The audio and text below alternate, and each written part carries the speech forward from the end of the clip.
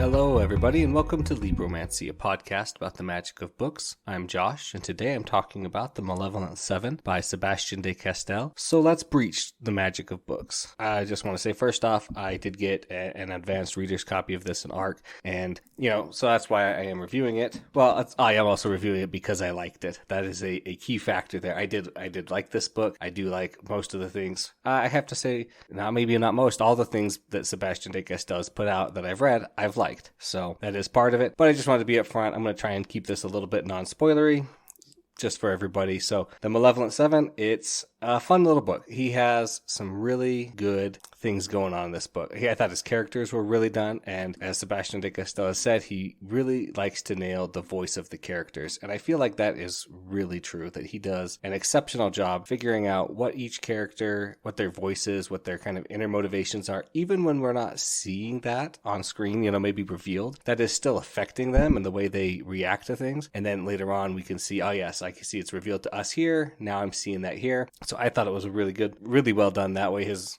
writing style, of course, is always so nice and beautiful. I liked the choices he made about the magic system. I thought they were really fun. And I know there is a movie called The Magnificent Seven, which is a Western. I would have to say, I don't know if he was directly inspired by it, but it is a very similar kind of story. As you can kind of tell, 7 characters go to do something theoretically to save the world. This is really not a spoiler of any kind, don't worry. And I'm going to tell you the main character's name because it is in the back cover of the book, or the little blurb about it, checked. His name is Cade. He is recruited to go on a suicide mission with his friend, and they have to recruit some other people and try and figure out how to accomplish their mission. So it's a basic plot, but I think it's done well, and there are always the little things that you don't think of that come into play later, or that you do think of and they come into play a little bit differently than you were expecting.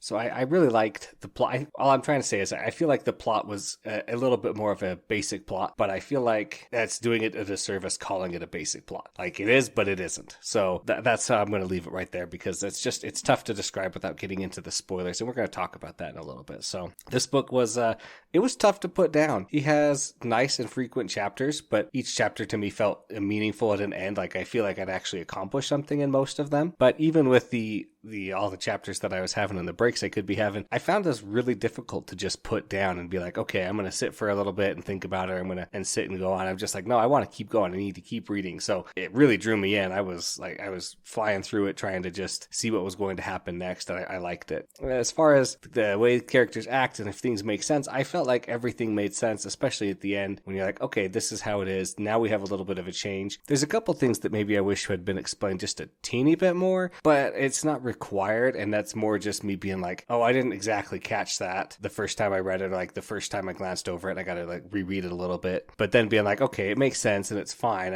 I passed it, or it didn't click for me right away. So, but on the whole, I really did enjoy The Malevolent Seven. It was a lot of fun. The characters were really good. It's a little gruff and kind of rude, but that's to be expected in this kind of a book because it's all about, outlaws and characters such as that who are evil. And so that's how it is. So it's not a bad side to that. It's just if that's something you don't necessarily enjoy, you might get turned off by that. But just be aware going in that that's kind of how it's going to be. So let's talk about spoilers because there's just so much to talk about with this book in a good way. That's a really good thing. I like that. So let's talk about our plot really quick. I'll just try and give you the basic structure of the plot. Cade Umbra, excuse me. No, wait, it is Umbra. I'm sorry. I wrote it down wrong with a U because I wanted him to be Shadow, but he's definitely not. So Cade Umbra is friends with Corrigan. They are both Wonderists, which is the term for a magic user here. Or you have Aurorals. Well, Auroral is a type of Wonderist magic. So a Wonderist can do magic, but the way the magic works, and I thought this was really cool, is that every time you use magic, it's to create a breach in this world to a different world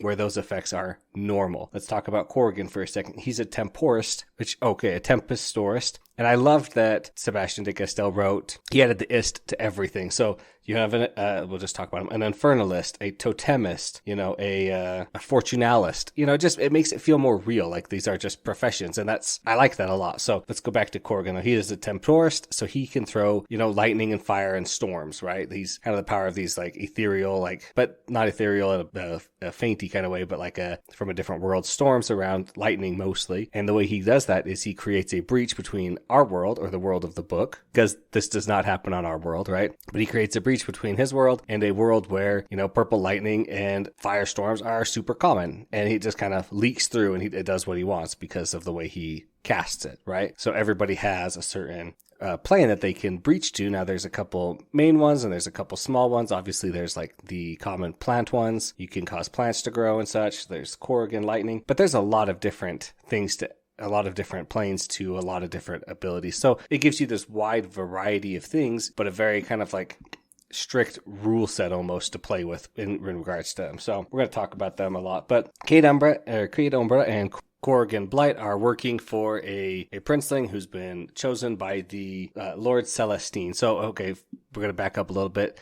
Because they breach these portals, and they create not real portals, but they breach to these other planes, they are two main kind of characters or other species who are trying to get to us. There are the Lords Devilish and the Lord Celestine. The Lord Celestine are kind of like what we would think of as angels, and the Lords Devilish are what we would think of as devils. Now, they think of themselves a little differently, but their big goal, which does come into play at the end of the book, is to just kill each other. They hate each other so much, they will do anything to stop Lord Devilish will do anything to stop a Lord Celestine and vice versa. Now, nice thing is they can't actually come to our planet, through any kind of breach or portal, because they just die, because the natural world rejects them because it's unnatural, right? So they're working for, Cade and Corrigan are working for a prince who's been chosen by Lord Celestine. He makes some choices and they decide they have to leave, and they're going to go take this job up in the far north, and they're going to have to find 5 other people along. At the very beginning, they get Galas, who's a blood mage, used to be basically the servant of servants class, the lowest. Sublime is what they're called, willing to do anything and anything for anyone, supposedly. She becomes a blood mage, which is cool because it's the only natural magic, but generally when you use blood magic, you go crazy and you just start to kill everybody because the blood calls to you, right? So that's nice. It's like, it's a thing on Earth, but it's kind of the most dangerous because you go crazy and a lot of people die. Then as they continue on their journey, they meet a Radiest, who's Radius is what I call him. He's a totemist, and his animal is a rat mage. So if you are a totemist, you kind of have an animal that is symbolic to you. A lot of people exemplify it. If you're a bat, you'd try and give yourself like bat ears through your clothes, or that's so funny. The whole time, I forgot to say, the way this book is written is that it's being told to you kind of by Cade Umbra. So he's able to interject his thoughts on things, and it makes it nice. It keeps it flowing, and he's like, okay, I'm going to point this out, and I'm going to point this out. And one of the things he's always pointing out is that every totemist thinks their animal is the best animal. There's no totemist who's like, oh yeah, my animal's not that good. No, they're all 100% devoted to their animals.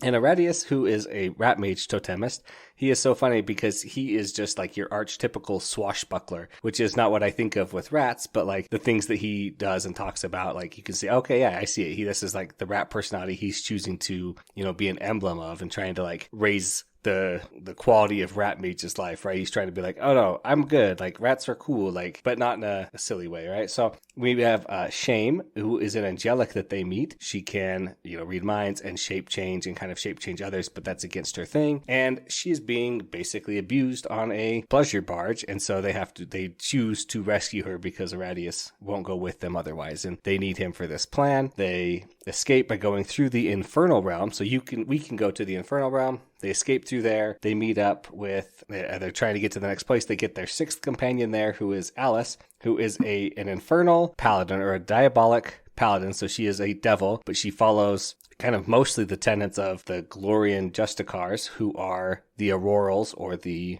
Lord Celestines kind of people. They do what they say. They give in blessings and attunements and stuff. And so she is following their creed, but is a diabolic, right? So she comes with them.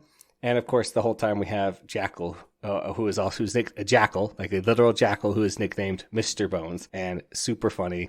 Because the whole time you're like, oh, he's going to turn into something. And then he does, but not in the way that you're expecting, because he turns back into Fiddick, who is basically a super puppet for the Lords Devilish and the Lord Celestine. He's not like a puppet, but he's willing to do whatever for them. And his was like kind of like the most flimsy of like believableness, but he knew that he did it because he had lost his faith in humanity to actually be good. And he saw the horrors of being a sublime and everything that was done to him and done to others. And so he's like, well, clearly it will be better if the Lord Celestines take over, even though the Lord Celestines, which this is kind of a major plot. So if you haven't read the book, please stop and go read it. Like the Lord Celestine and the Lords Devilish, they're just like people. They make bad decisions and they do bad things, all for the chance to, get to Earth to wage their grand crusade. The Lord Celestine supports murderers, and even Cade, who we learn is a former Glorian Justicar investigator. So he was one who would go and investigate things that the Glorians said happened, and then he would prosecute them, which is kind of weird in their system because they would just get told what to do and they'd go along with it. Because to them, the Lord Celestines are perfect, and so there was no doubt that this was the right move. But then as he started looking at it, he's like, wait a minute, they're letting all these people who did really bad crimes off, and all these people who did really small crimes are getting killed because they won't bow to the Lord Celestine. So he's exiled and moved on. Oh, I never said what Cade was. Cade is an infernalist. So the only way he gets spells and powers is by making a deal with the devils or the Lords Devilish or the Diabolics in order to trade pieces of his soul or other souls in order to get access to his spells. Now, as they get to the north, they arrive at the Blasted Lands. They learn that, they know that the Blasted Lands were created by like thousands of Wonderists fighting each other and just causing issues, because when a breach of reality conflicts with another breach of reality, it can cause problems. Now, generally it doesn't cause a lot of problems because you're talking about like 5 to 10 Wonderists on each side, maybe. This was thousands of Wonderists on each side. So there's a big problem there. And here we learn that there are 7 brothers who have a very, very rare attunement called Pandoral, and they are creating a gate to bring the Pandorals to our world, because the Pandorals could live in our world. Now, Pandoral magic, they say, is a little bit, they don't say it, but we're told later that it's unexpected, it does kind of slippery, it does crazy things. So the Pandoral brothers are like, hey, we're going to this is going to happen, these people will obey everything, they're not going to expand, and they, Cade and the group leave, and they talk it over it the next night, and they're like, hey, we're going to have to go stop those guys. And Galas, who's kind of the youngest and most inexperienced, is like, well, why? They said they'd agree to everything. He's like, yeah, that's exactly right. That's why we have to go stop them. You don't agree to everything in a negotiation. That just proves that you're not going to follow it, or that you don't have anything you care about. And you don't care about anything because you're not going to follow through with it. Well, it's true. A Pandoral does show up, get through the gate, which is created by the brothers, and they basically can't do anything to stop it. It was pretty crazy. It was very scary. In fact, they are unable to defeat the single Pandoral who comes through. No matter what they throw at him, he just reforms, being made of bugs. They devise a plan to stop the brothers' gates because the brothers have turned into the gates. They do, are managed to do that, and then comes the twist. The Lords Devilish and the Lords Celestines are actually working together. And I kind of called this because they mentioned it a lot, that the only thing they care about is wanting to fight each other and to kill each other, but they can't do it. And so the only way they can do it, theoretically, is on the mortal plane, but they can't get there, right? So the Lord Celestines and the Lord Devilish rebuild the Pandoral brothers' bodies, but change them so that they connect to the Lords Devilish and the Lord Celestine plane. We get 3 and 3 coming in from each side, and now the world has gods. And it's just like, boom. It was great. So, they've saved the world and then doomed the world at the same time. Like, yes, it would have been bad being with the Pandorals, because the first thing the Pandoral says to them is, you will serve. And it's like, okay, yep, we couldn't fight that guy, so that sucks. But it's a fun book. So that was the main plot. Then at the end, they decide, okay, it's the Lord Celestine side or the Lord's Devilish side. And Cade says, but it's not. There's 2 sides, but you don't get to let them force you to pick which side you're on. You pick your own sides. And so he picks the side, I'm on the side that doesn't want Lord Celestines and Lord Devilishes ruling over us and telling us what to do. And there's the side of people who do want that to happen. So we're going to go fight everybody and mess everything up for as many people as we can. So let's go for it. And that's the end, and that's the plot. And it's really good. And talking about characters, they're very well developed. Cade, I knew from the beginning that Cade was not going to be, he tries to put on this big, bold, I'm such a bad person. I am not a nice person. I do bad things. I'm evil, rah, rah, rah. But underneath, he's got the heart of gold and he's trying to be better, and he does. And so I love that. He's always like, oh, I'm so bad. And everybody's like, yeah, keep telling yourself that you are so bad. And keep doing bad things to yourself to not to stop it from hurting others and then say you're a bad guy. Like, no, you can't trick us. So he's the main character. Obviously, we're always in his head. So we're going to see the most character development out of him. We see his past. We see how he's changed. It was so good. Like I talked about earlier, the writing's really nice, especially having his voice kind of talk to us about it so that the reader can see and he can interject things to it. That was just fun and nice, and just kind of helps it keep moving along at a nice pace, where sometimes something can be boring on screen that's happening but kind of necessary, and he's able to interject and push that forward. So like I said earlier, the investment, I just couldn't put this book down. I really enjoyed it, and I really did feel like I could feel the atmosphere of what he was talking about when he's hanging upside down. You could almost, it made sense the way he talked about things, that you felt that way, or the danger that he was in. Like, I never was like, oh yeah, they're just going to get through this because they have to get to the end. So that was nice. It was a big twist that the Lords Devilish and Lord Celestines could come through the Pandora brothers. When they did, it totally destroyed them, so you can't get a flood of them.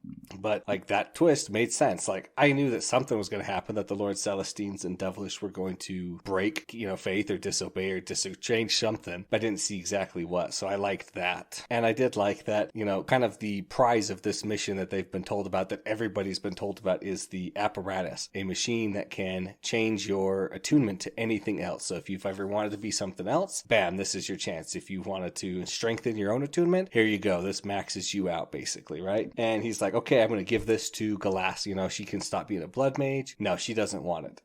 The Shame, that's the name she gives herself, Shame, the angelic. She's like, oh no, I don't want it. I'm going to face the world as I am, account for my bad decisions here. Aradius, he loves being a rat mage. He's not going to change. A swashbuckling rat mage. He's so fun. I really liked Aradius too. He's just like that. I'm going to be a good guy and I'm going to do good things. And compared to Corrigan, who's like, I hate everybody and everything, and I'm going to do my best to mess everything up for everybody, and I don't care, and I'm going to just throw lightning at it because I can, right? And Alice is an Infernal, the Diabolic Paladin, and he's like, you could actually attune yourself to the, auroral plane, you could hear the auroral song, and she's like, no, I'm already a good paladin, I don't need that crap. And so they're like, come on, Cade, this is clearly for you, you're the only one who doesn't really like your source of magic, because he's an Infernalist, and he does end up going with the chance magic, the Fortunalist. I love that decision because he's always pretending it too. I like that magic too. Chance magic is so powerful and so cool. I'm glad he did that. So that's my review. I really enjoyed the Malevolent Seven. Thanks everybody for listening. Thanks to David Hilowitz for the intro and outro music. If you have any questions or comments, please send those to libromancypod@gmail.com. Please like and subscribe wherever you get your podcasts from. It really helps other people find the podcast. And remember to breach the magic of books.